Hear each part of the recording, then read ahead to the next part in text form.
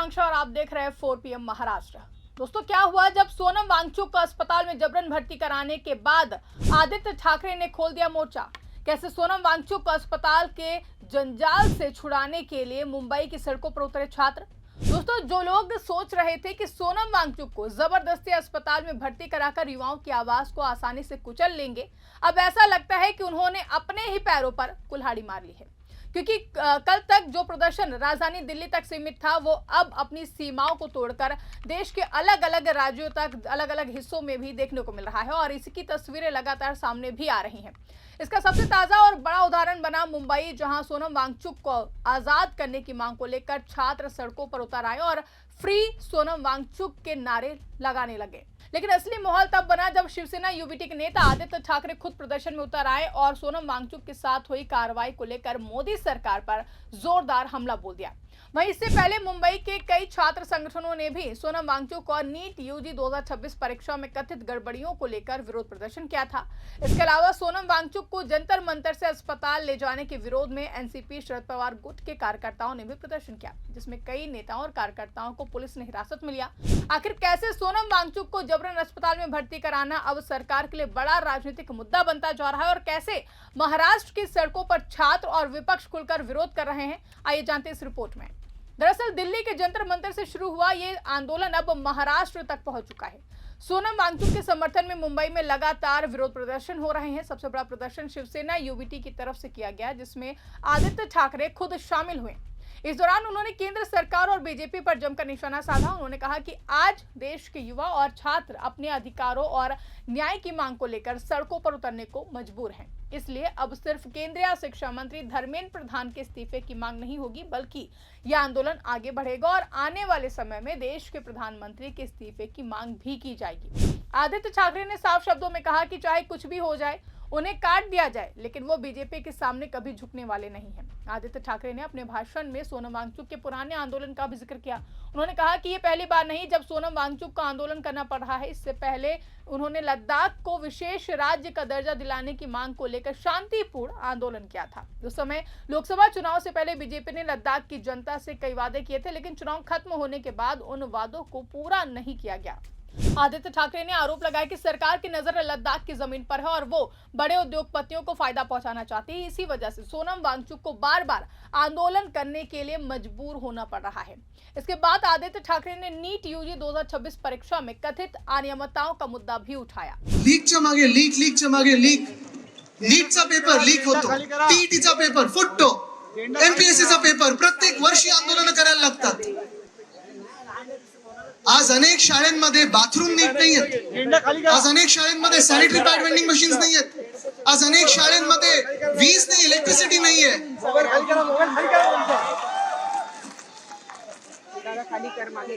सरकारी शाळा काय, सरकारला शिक्षणाची गरजच वाटत नाही। एक एक मुख्यमंत्री बघा,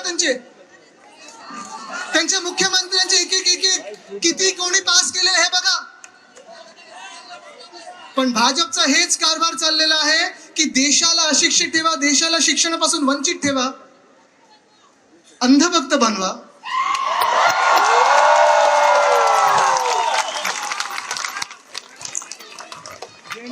आम्ही अंधभक्त राहू तर ह्या देशाच्या मातीचे राहू, आम्ही अंधभक्त राहू तर आमच्या छत्रपती शिवरायांचे राहू, आम्ही अंधभक्त राहू तर शाहू फुले आंबेडकरांचे राहू, आम्ही अंधभक्त राहू तर महामानव डॉक्टर बाबासाहेब आंबेडकरांचे राहू, ज्यांनी संविधान दिला।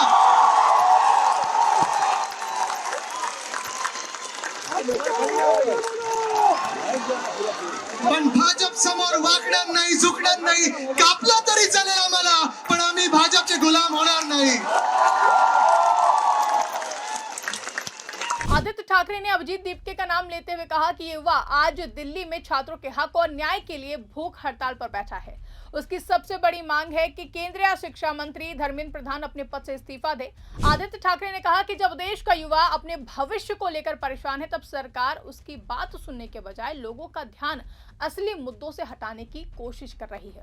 उन्होंने आरोप लगाया कि बीजेपी जानबूझकर धर्म और जाति के मुद्दे उठाकर लोगों को बांटना चाहती है, ताकि शिक्षा, बेरोजगारी और युवाओं के सवाल पीछे छूट जाएं। उन्होंने कहा कि पूरी दुनिया आगे बढ़ रही है, लेकिन बीजेपी देश को बार बार अतीत में ले जाने की कोशिश कर रही है।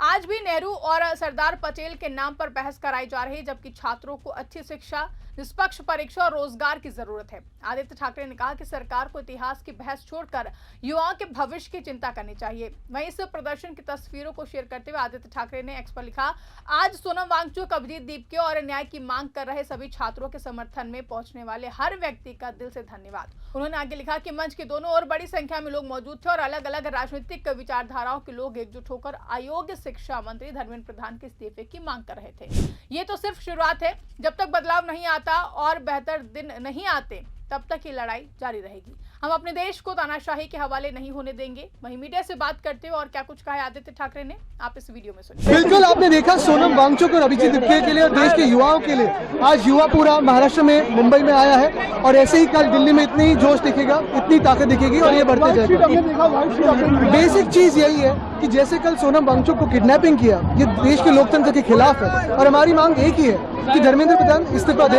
हम देश के युवाओं की आवाज उठा रहे हैं। अब देखिए, एक और जहां शिवसेना ने छात्रों के साथ मिलकर मोदी सरकार के खिलाफ हल्ला बोल दिया है, तो उधर सिर्फ राजनीतिक दल ही नहीं बल्कि छात्र संगठन भी बड़ी संख्या में सड़कों पर उतर आए हैं। मुंबई में MASS यानी कि Mumbai against suppression of students के बैनर तले कई छात्र संगठनों ने प्रदर्शन किया है। इसमें स्टूडेंट्स फेडरेशन ऑफ इंडिया यानी कि SFI और ऑल इंडिया स्टूडेंट्स फेडरेशन यानी कि AISF के छात्र भी शामिल हुए। इन छात्रों ने दिल्ली पुलिस की कार्रवाई की कड़ी निंदा की और कहा कि शांतिपूर्ण तरीके से आंदोलन कर रहे लोगों को जबरन हटाना लोकतंत्र के खिलाफ है। ये प्रदर्शन आजाद मैदान के बाहर किया गया। यहाँ छात्र नीट UG 2026 परीक्षा में कथित गड़बड़ियों के खिलाफ चल रहे आंदोलन के समर्थन में इकट्ठा हुए थे। साथ ही उन्होंने सोनम वांगचुक के साथ हुई कार्रवाई का भी विरोध किया। प्रदर्शनकारियों ने कहा कि अगर कोई व्यक्ति शांतिपूर्ण तरीके से अपनी बात रख रहा है तो फिर उससे इस तरह हटाना गलत है। आयोजकों के मुताबिक इस प्रदर्शन में करीब 100 लोग शामिल हुए थे, लेकिन प्रदर्शन शुरू होने के कुछ ही समय बाद मुंबई पुलिस वहां पहुंच गई। पुलिस ने कहा कि प्रदर्शन की अनुमति नहीं ली गई थी। इसके बाद करीब 50 प्रदर्शनकारियों को हिरासत में ले लिया गया। हालांकि कुछ समय बाद सभी को रिहा कर दिया गया। इसके बावजूद छात्रों ने कहा कि वो पीछे हटने वाले नहीं है और आंदोलन जारी रहेगा। वहीं इसी मुद्दे पर राष्ट्रवादी कांग्रेस पार्टी यानी कि शरद पवार गुट के कार्यकर्ताओं ने शुक्रवार को ही मंत्रालय के पास विरोध प्रदर्शन किया था, जिसमें यहां करीब 15 से 20 कार्यकर्ता जुटे और उन्होंने केंद्र सरकार के खिलाफ नारे लगाए थे। जिसके बाद मरीन ड्राइव पुलिस ने इन प्रदर्शनकारियों को भी हिरासत में ले लिया। बाद में 4 से 5 आयोजकों के खिलाफ FIR दर्ज की गई और उन्हें नोटिस जारी करने के बाद रिहा कर दिया गया।